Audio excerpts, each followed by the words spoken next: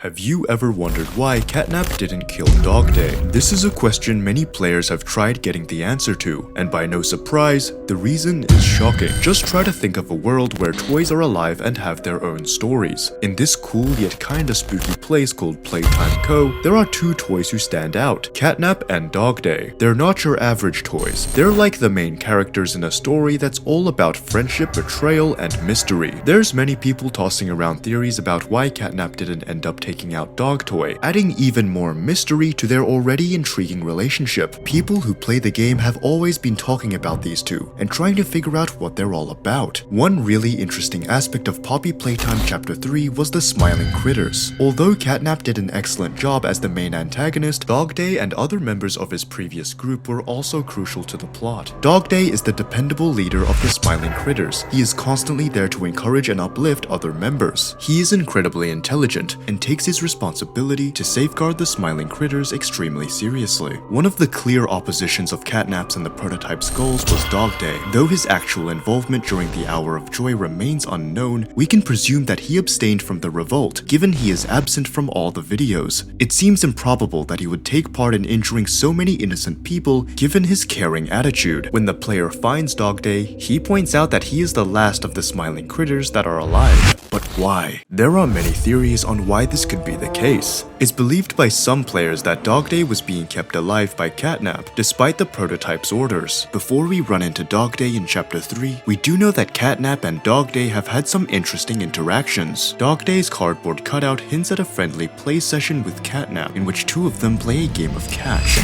DogDay says, fetch! Go, go, as far as you can! Why are you just standing there? It's during this play session that the player gets to see the start of the tension between DogDay and CatNap. It's possible that the two took a while to warm up with each other until DogDay eventually became his friend. This is demonstrated by the photo that DogDay has in his house. CatNap's relationship with the prototype is a stark contrast to the relationship he built with DogDay. The prototype was the one who basically took care of him while he stayed at the orphanage in Playtime Co. CatNap would eventually develop an unhealthy obsession with the prototype, which would dictate his actions following the Hour of Joy. But despite his strong devotion to the prototype, when it came down to DogDay's rebellion, maybe he couldn't deliver the finishing blow. CatNap might still have a soft spot for the rest of the smiling critters, you know, like how he used to calm them down when they were scared in that creepy factory. So maybe he couldn't bring himself to kill one of his own, even if DogDay was acting out. It's also quite possible that when the Hour of Joy began, DogDay and his companions tried to interfere with the prototype's plans. DogDay must have assumed CatNap was being manipulated, as his actions that day would not be reminiscent of his friend. The Hour of Joy most likely put CatNap in a sticky situation. The prototype wanted to eliminate every threat, human or toy, with lethal force, and if the smiling critters did stand against him, then CatNap would be forced to kill them. He might have had an easier time with critters like Kickin, Bubba, and Crafty, but the relationship he shared with DogDay was stronger than he thought. Another popular theory is that DogDay was kept alive so he could see his companions die and make him suffer as much as possible.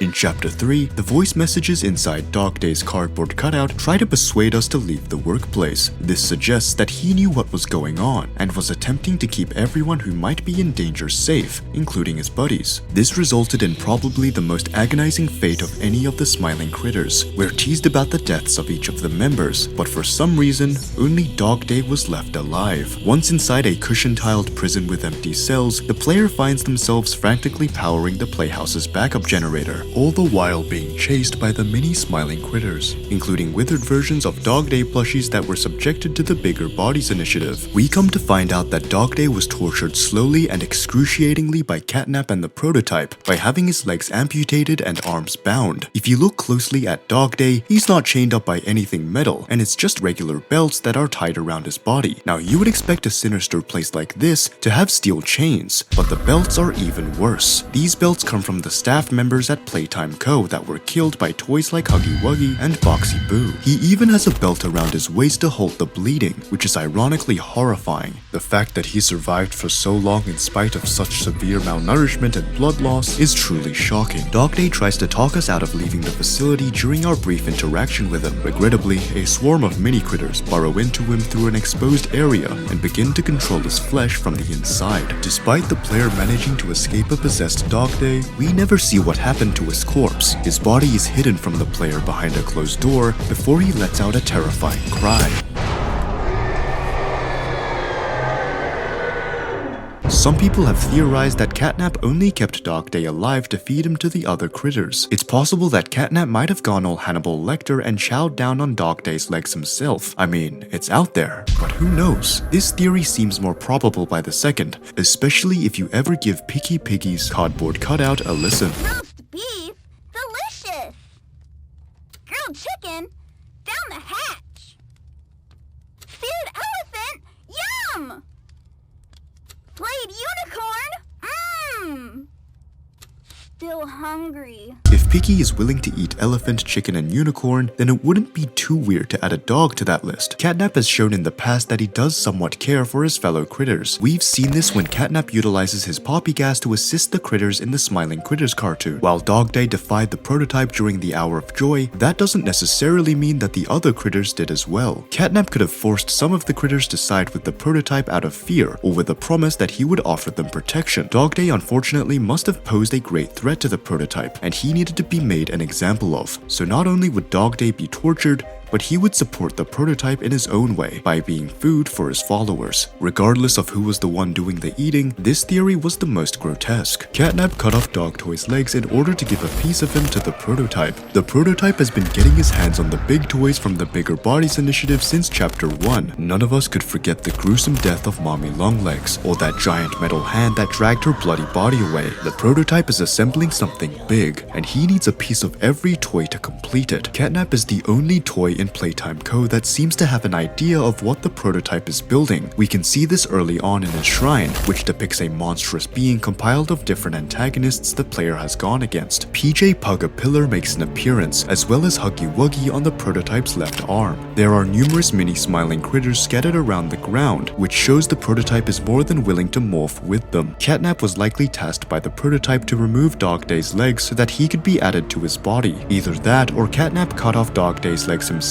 as a gift offering to show his eternal servitude to the prototype. Who knows? There's all sorts of theories flying around, but the bottom line is, CatNap had his reasons, and it's got us all scratching our heads. So, what are your thoughts on this? Let us know in the comments below. If you enjoyed watching this video, hit the like button, subscribe to the channel, don't forget to ring the bell icon so you always stay tuned with more of such content. Thanks for watching, and we'll see you next time.